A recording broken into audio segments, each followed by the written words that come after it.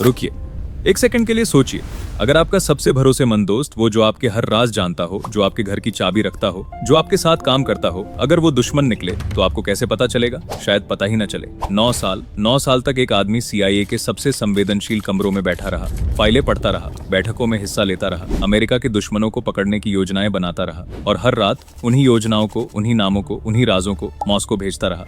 दर्जनों अमेरिकी जासूस पकड़े गए, उन्हें पूछताछ के दौरान बुरी तरह प्रताड़ित किया गया, फांसी दी गई और CIA को समझ नहीं आया क्यों? क्योंकि जवाब वहीं था, उन्हीं के बीच, उन्हीं की मेज पर बैठा हुआ। उसका नाम था आल्ड्रिच आमेस और यह उसकी कहानी है।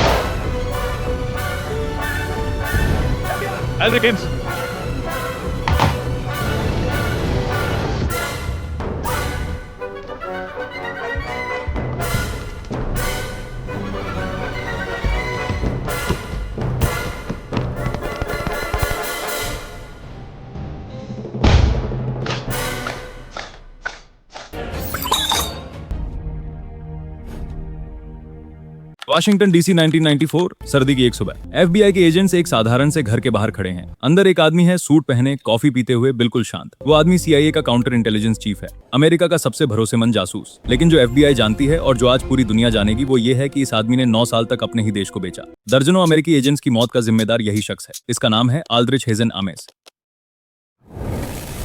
यह कहानी सिर्फ एक गद्दार की नहीं है, यह कहानी है एक ऐसे सिस्टम की जो अंधा हो गया था, एक ऐसी खुफिया एजेंसी की जो खुद अपने घर में बैठे दुश्मन को नहीं पहचान पाई, और एक ऐसे इंसान की जिसने पैसे के लिए इंसानियत बेच दी। 1941 में विस्कॉन्सिन में पैदा हुआ आल्ड्रिच आमेस एक साधारण बच्चा था। पिता CIA में काम करते थे। बचपन से ही खुफिया दुनिया की झलकियां मिलती रहीं। महज 21 साल की उम्र में आमेस खुद CIA में भर्ती हो गया। शुरुआत में वो एक मेहनती, होनहार अफसर था। उसे भरोसा दिया गया, जिम्मेदारियां दी गईं। धीरे धीरे वो CIA की सबसे संवेदनशील शाखा सोवियत काउंटर इंटेलिजेंस का हिस्सा बन गया। लेकिन भीतर से आमेस टूट रहा था। 1970 के दशक में उसकी पहली शादी टूट गई। पैसों की तंगी थी, कर्ज था, एजेंसी में तरक्की उतनी नहीं हो रही थी जितनी वो चाहता था। एक घमंडी, निराश और आर्थिक रूप से डूबा हुआ आदमी, यही वो एम्स था जो 1981 में मेक्सिको सिटी पोस्टिंग पर गया। और वहीं उसकी मुलाकात हुई रोजारियो कासास डुपुई से, एक कोलंबियाई महिला जो ऐशो आराम की आदी थी। रोजारियो से शादी करने के लिए एम्स को पैसों की जरूरत थी, बहुत सारे पैसों की। अप्रैल 1985, वॉशिंगटन DC के एक रेस्टोरेंट में एम्स ने सोवियत एम्बेसी के एक अधिकारी से मुलाकात की। उसने एक लिफाफा दिया जिसमें CIA के कुछ दोहरे एजेंट्स के नाम थे। बदले में उसे मिले $50,000 नकद। उस एक मुलाकात ने इतिहास बदल दिया। KGB को जब पता चला कि यह आदमी CIA का काउंटर इंटेलिजेंस अफसर है, तो मॉस्को में जश्न मना। यह उनके लिए सोने की खान थी और एम्स के लिए ये बस शुरुआत थी। अगले कुछ महीनों में एम्स ने जो किया वो सोचकर भी रूह कांपती है। उसने CIA और FBI के लिए काम करने वाले सोवियत एजेंट्स की पूरी सूची KGB को सौंप दी। दर्जनों नाम, दर्जनों चेहरे, दर्जनों जिंदगियां। मॉस्को में उन एजेंट्स को एक एक करके गिरफ्तार किया जाने लगा। जेनादी स्मेतानिन, सर्गे मोटोरिन, दिमित्री पोलियाकोव जो 30 साल से CIA के लिए काम कर रहा था, और न जाने कितने और। इनमें से अधिकतर को फांसी दे दी गई। सोवियत जेलों की अंधेरी कोठरियों में बिना किसी को बताए, बिना किसी मुकदमे के, CIA को समझ नहीं आ रहा था कि उनके नेटवर्क अचानक क्यों ध्वस्त हो रहे हैं। एक के बाद एक एजेंट पकड़ा जा रहा था। ऑपरेशन फेल हो रहे थे, लेकिन शक किस पर करें? CIA के भीतर एक आंतरिक जांच शुरू हुई। कुछ लोगों ने कहा शायद कोई तकनीकी गड़बड़ी है, कोई बोला शायद सोवियत खुफिया इतनी तेज हो गई है, और कुछ ने सोचा शायद हमारे बीच ही कोई गद्दार है। लेकिन वो गद्दार इन्हीं जांचों में बैठा था। आमेस खुद उन बैठकों में हिस्सा लेता था जहां उसके द्वारा किए गए नुकसान का आकलन हो रहा था। वो सुझाव देता था, विश्लेषण करता था और हर शाम घर लौटकर KGB को रिपोर्ट करता था। इस दौरान उसकी जिंदगी बाहर से देखने पर बेहद सामान्य लगती थी, लेकिन भीतर से वो डूब रहा था पैसों में। एम्स ने वॉशिंगटन DC के उपनगर आर्लिंगटन में $5,000-40,000 का घर खरीदा नकद।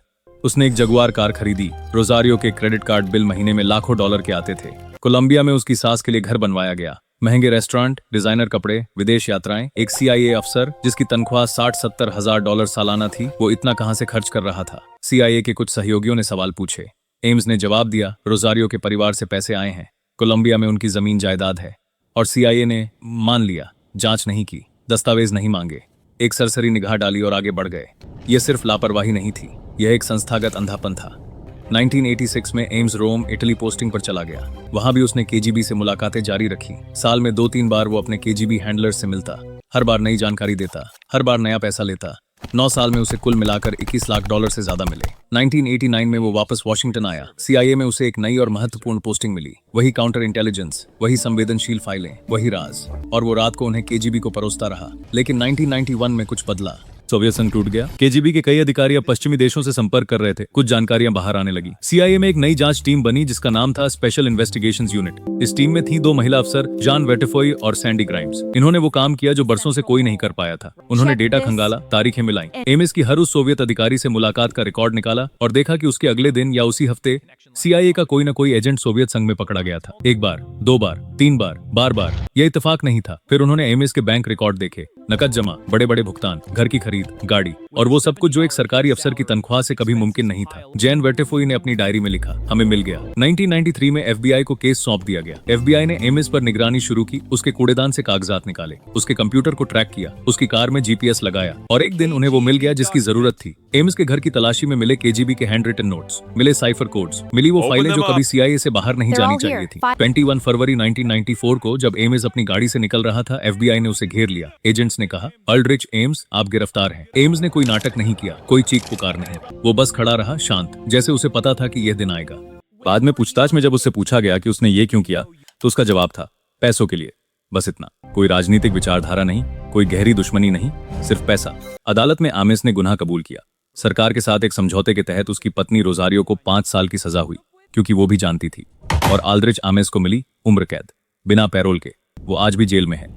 हम अक्सर जासूसी को एक रोमांचक खेल समझते हैं। पर्दे पर बंदूकें चलती हैं, कारें दौड़ती हैं और हीरो बच जाता है। लेकिन असली दुनिया में जासूसी का मतलब होता है इंसान, उनकी जानें, उनके परिवार। और जब कोई उस भरोसे को तोड़ता है तो वो सिर्फ एक देश को नहीं, इंसानियत को धोखा देता है। एल्ड्रिच एम्स ने एक बार किसी को बताया था, मैंने कभी नहीं सोचा था कि इतना आसान होगा। और यही सबसे डरावनी बात है, क्योंकि जब गद्दारी आसान हो जाती है और भरोसा अंधा है, तो कोई भी दुश्मन बन सकता है, कोई भी। यहाँ तक कि वो इंसान जो आपके सबसे करीब बैठा हो, आपकी फाइलें पढ़ता हो, आपके राजों का रखवाला हो। एल्ड्रिच एम्स की कहानी सिर्फ सीआईए की नाकामी की कहानी नहीं है। यह उस इंसानी कमजोरी की कहानी है जो पैसे के लिए, आराम के लिए, अपने स्वार्थ के लिए सब कुछ बेच देती है। और उस संस्थागत घमंड की जो यह मानने से इनकार करता है कि दुश्मन भीतर भी हो सकता है। जब सीआईए का वो दरवाजा बंद हुआ और एम्स हथकड़ियों में चला गया, तो उस दिन जो मरे हुए एजेंट थे वो फिर से मरे, क्योंकि न्याय तब मिला जब बहुत देर हो चुकी थी।